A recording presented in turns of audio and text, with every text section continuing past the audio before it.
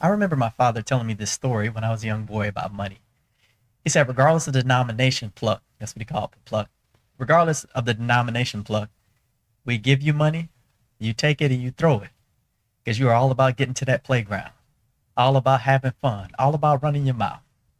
And here I am on a podcast, running my mouth. Not thinking about the money, but thinking about those people who I will impact and bless with the words that I'm speaking right now.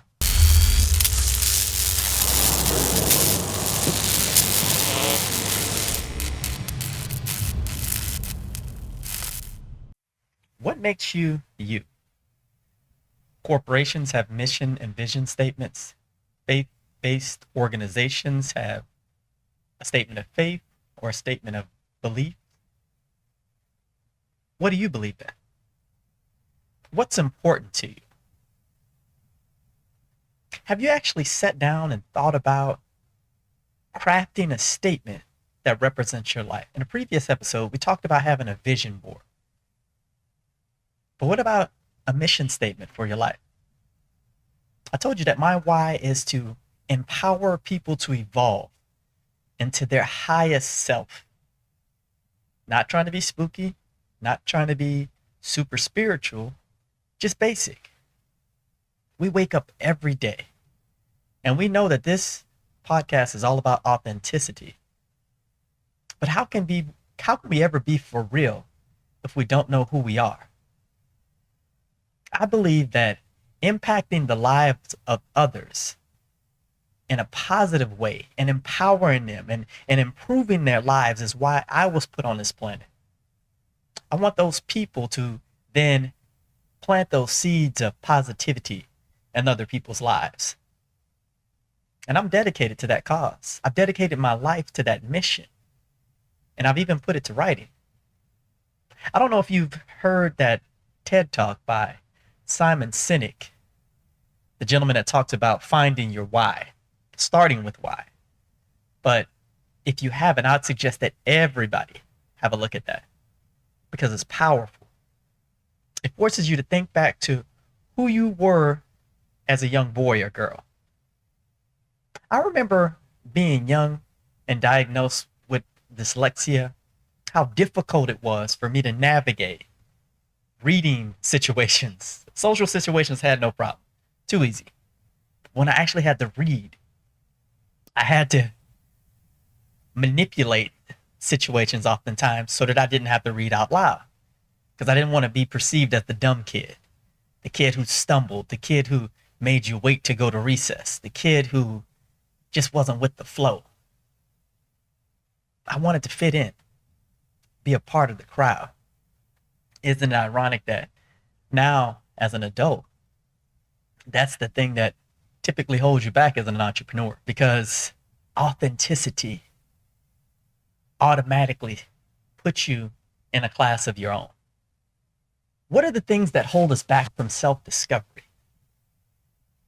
If finding purpose, figuring out who I am at my core would liberate me, right? And set me on this path to abundance and living my best life and doing my thing. Why would you not want to do that? Because it's uncomfortable. When you were a little boy or girl, what was the thing that brought you joy? What was the thing that gave you fulfillment? What was the thing that made you feel like you before you grew up and realized that money was a thing? I remember my father telling me this story when I was a young boy about money. He said, regardless of the denomination, pluck. That's what he called it, pluck. We give you money, you take it and you throw it. Because you are all about getting to that playground, all about having fun, all about running your mouth. And here I am on a podcast, running my mouth. Not thinking about the money, but thinking about those people who I will impact and bless with the words that I'm speaking right now. But it took me 4 decades to figure that out. Because in my life, I thought that climbing a corporate ladder would get me somewhere. But in the pursuit of success and ascending that corporate ladder, I slipped and it almost cost me my life. Because, I realized that it's not about who people believe I am, It's about me having a core belief system that I could build my life upon that solidifies who I know I am. Let me put that in layman's terms. It's about me putting pen to paper, pencil to pad, figuring out what gives me joy, what energizes me, what I believe in.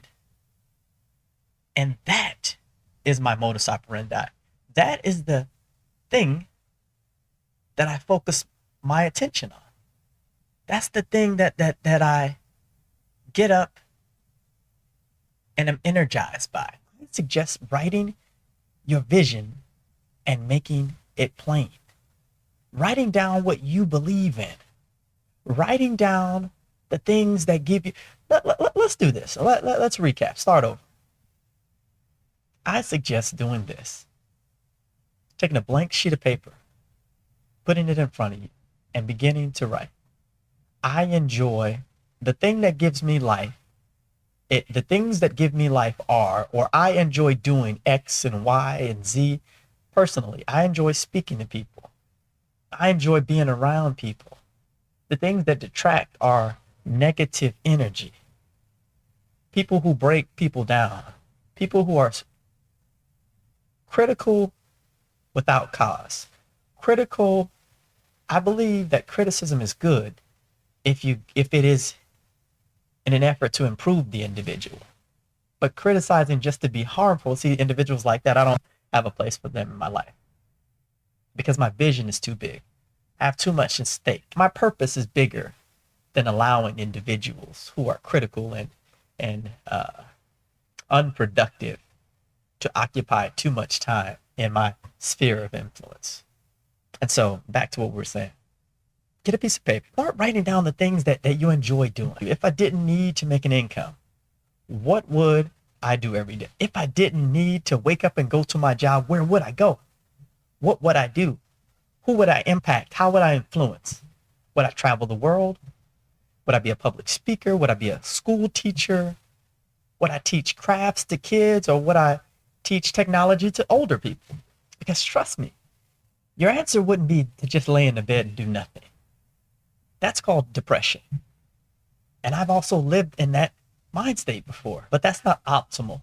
And I know that it's clinical at times, and there may be a rebalancing that needs to take place. So I always recommend therapy, but with God, however, I shouldn't say but, with God, all things are possible. And for me, in my house, we are faith-based people who believe fundamentally that the Word of God is the foundation of what we do.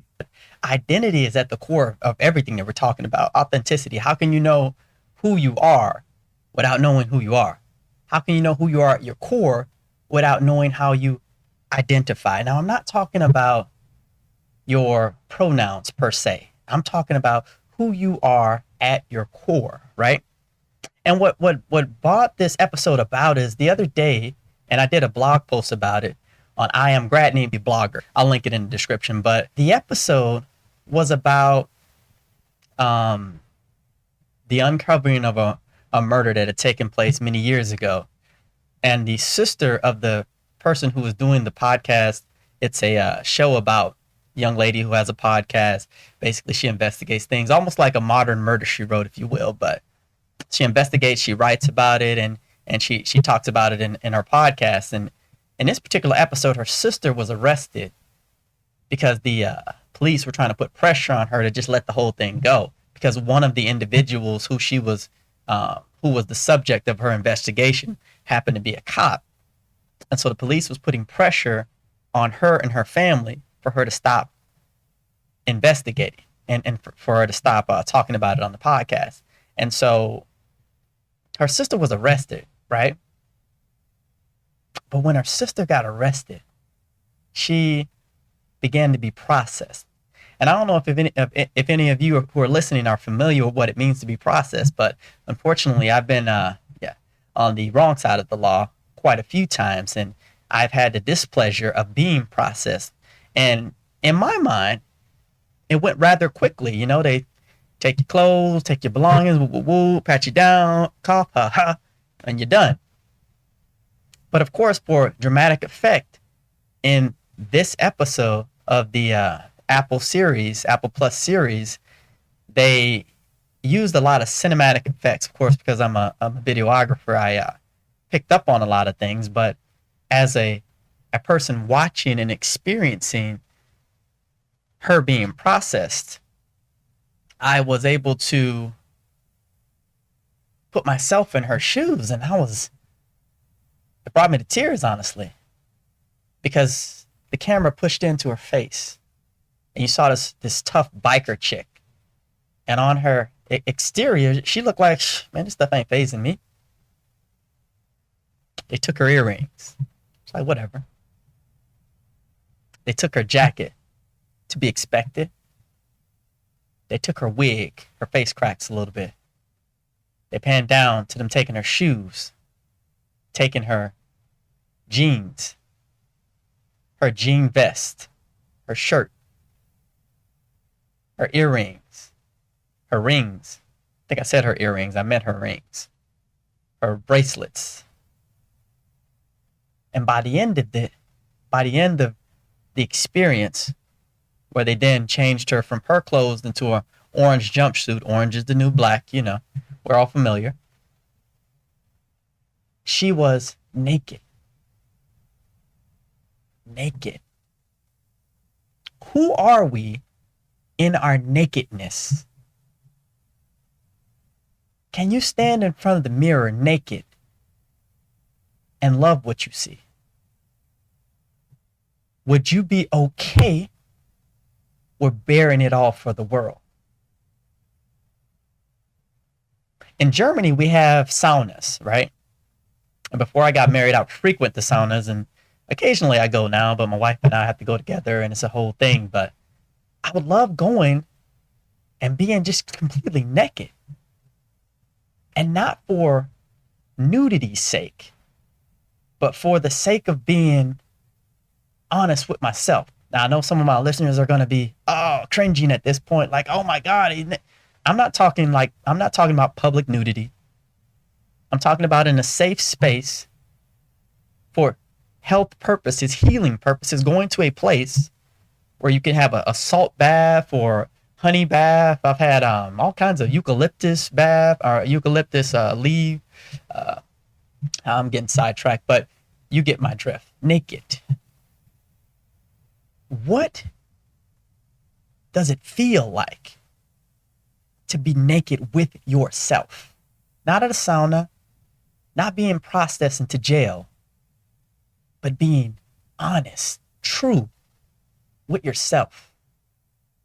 Some of us have been lying to ourselves for so long that we don't even know what the truth really is. We don't even know what it means to be authentic. In my book that'll be dropping the first week of February, I get real raw with you about being molested at an early age and what it feels like to be unsafe in a situation that you were put in with trusted individuals that at 11 you looked up to, and how those types of situations impacted my life 4 decades later. And only by confronting them head on in a very uncomfortable way, being brought to tears with many therapists, because I've had multiple. In fact, I need to find another one now because that's a whole nother story. But therapy is fantastic, side note, because it allows you to be naked in a safe space. It allows you to look at yourself in a mirror and all your wrinkles and dents, soft parts, firm parts, without comparison, naked and honest. In the beginning, we were naked in the garden. And it was only when we decided that we wanted more out of the life that was given to us than we were prepared to handle. At 11, I wasn't prepared to having sexual experiences. You see, the cognitive dissonance there was a break because I wasn't ready. And as I grew up in life, because I had grown in areas that I shouldn't have, or I was exposed to areas that I shouldn't have before my time, I was messed up, causing a slight mental break. Now I'm living with PTSD because I don't always feel safe. And I'm ready to go at a moment's notice. A friend of mine pointed out to me, he's like, dang, man. Because, you know, we told you about my friend Mike, my best friend. He and I talk every morning, and he's like, you notice everything. Because I heard him rustling. I said, okay, you're at the gate now. He's like, how'd you know that? I was like, because I know. He's like, dang, man, it must be hard to always be on edge like that. Just aware of everything that's going on. And I never thought of it like that. But yeah, I'm always on edge because PTSD is a serious thing, man. PTSD keeps you at your highest level of fight or flight. In my case, fight a lot of times. And it's only by the grace of God and therapy and my meditation practice that I'm not so faithful with, but I'm working on. But when everything's in alignment, when I'm in therapy, when I'm meditating like I should, when I'm reading my Bible like I should, when I'm doing my, because we have a home sauna, this is not what I'm referring to, when I'm doing my sauna regularly, when I'm doing my fitness regimen, when I'm eating right, I am in sync and I'm feeling great. But you know how I'm able to do all of that? Because I know myself well enough to know what it takes for me to operate optimally. And that's what I'm asking you to do. You know yourself well enough to operate optimally in the body that you've been given for the time that you're on this earth? And if you don't, you need to get to know yourself. It's okay to ugly cry by yourself. It's okay to scream into the pillow. There's nobody around.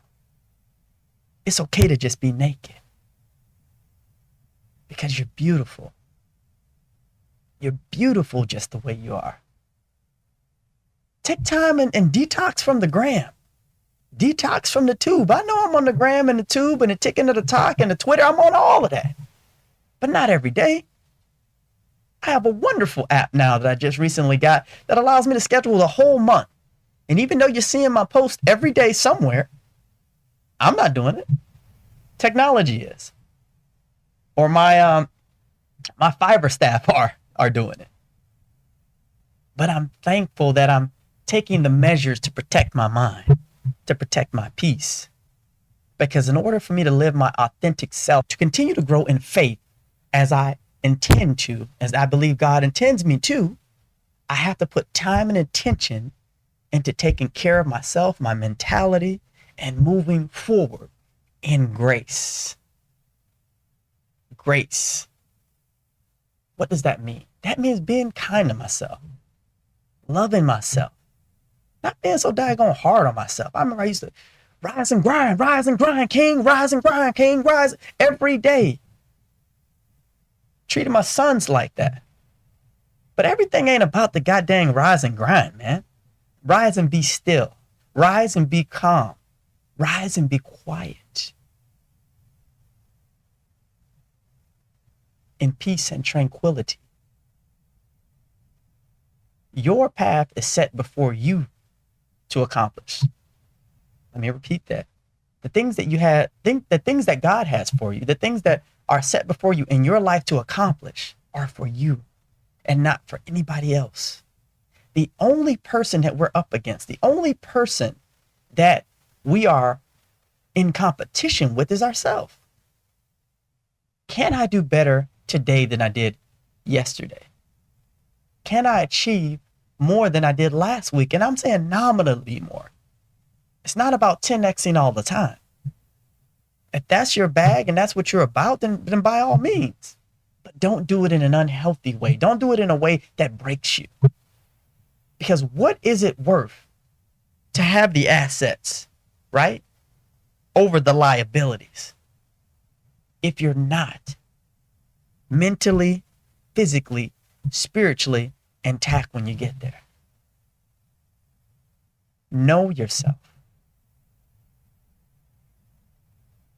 When that young lady was released from prison, or from jail rather, she was broken. She was different. She wasn't as confident. Her head wasn't held as high because someone made her feel less than who she was created to be. Was it the fault of the jailer? Maybe.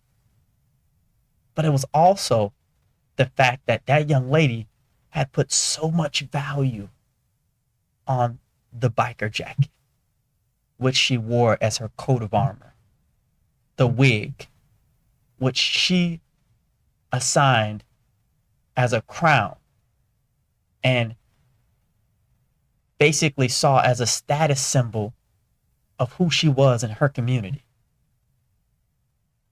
The earrings, the bling, those things held more value than her voice. Those things were more precious to her than her heart to serve. But what could she have been if in all her glory she stood before those jailers naked and proud because she loved herself? My brothers, my sisters, and my friends, I just pray that you leave this episode a little more encouraged and knowing that you can be naked, you can be honest, but you have to know who you are at your core. Because even in your vulnerability, you're still amazing. You're still beautiful, and you're still fearfully and wonderfully crafted with specificity to do a specific thing. But you have to be bold enough to look in the mirror and say, I'm enough. I'm amazing. Look at the wrinkles.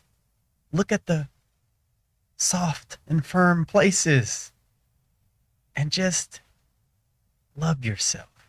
Give yourself a little bit of grace and wake up hopeful, joyful, and knowing that each day you get better and more beautiful.